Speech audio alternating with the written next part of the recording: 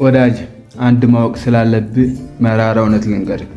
በዚህ ምድር ላይ ስፔሻሊ የተለየ ሰው ሆነ ለማለፍ ስትሞክር፣ የተሻለ ሰው ለመሆን ስትጥር አንድ መራራ እውነት ይገጥማል። ያም ምንድነው ካልከኝ፣ በተለይ ወደ ፈጣሪ ለመጠጋት ስታስብ፣ ፈጣሪን ከቀድሞ ይልቅ ሞር ለመረዳትና እሱን ለማገልገልም እሱን ለማስደሰት ስትጥር ትልቅ መራራ እውነት ይገጥማል። እኔም ስለገጠመኝ ስለቀመስኩትም ጭምር ይህንን ሼር ለማድረግ ወደድኩኝ። ስለዚህ ይሄ መራራ እውነት ሲገጥም ተስፋ ቆርጠ ወደኋላ እንዳታፈገፍግ፣ ተስፋ ቆርጠ ትልቅ ያለምኮን ህልምን ሳታሳካ እንዳትቀር ስለፈለኩኝ ይሄንን ሼር አደርጋለሁ። ስለዚህ እንደዚህ አይነት ወጣት ከሆንክ፣ አዲስ ሐሳብ በውስጥ የሚመላለስ ወዳጅ ከሆንክ ይሄንን ቪዲዮ እስከ መጨረሻው እንድታይ በጌታ ፍቅር አሳስባለሁ። ስለዚህ ምንድነው ያ የሚገጥመን መራራ እውነት ካለ፣ አንተ የተሻለ ሰው ለመሆን ስትፈልግ፣ የተሻለ ሰው ለመሆን ስትጥር ፈጣሪ ሆን ብሎ በመከራዎች ያሳልፋል። ለምንድነው በመከራዎች የሚያሳልፍ?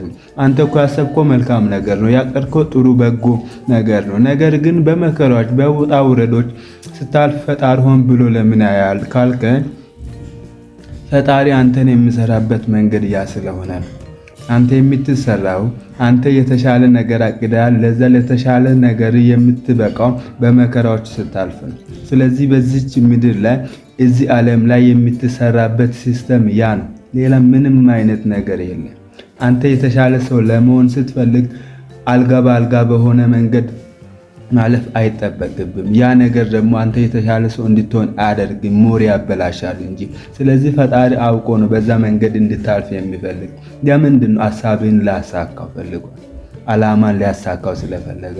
ስለዚህ እንደዚህ አይነት ነገሮች የሚገጥሙ ከሆነ ተስፋ እንድትቆርጥ አያስፈልግም ማለት ነው።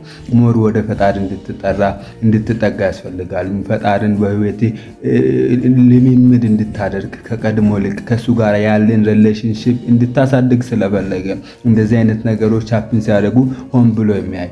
ስለዚህ ወዳጄ መጽሐፍ ስናገር ምንድነው የሚለው?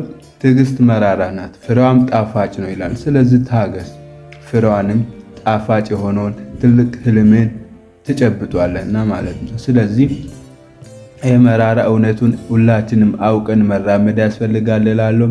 ስላዳመጣችሁኝ አመሰግናለሁ። ለዚህ ቻናል አዲስ ከሆናችሁ ላይክ፣ ሼር፣ ኮፒ ሊንክ በኮሜንት ሀሳባችሁን አስቀምጡ። ሰብስክራይብ ማድረግ እንዳይረሳ እላለሁ። ታንክ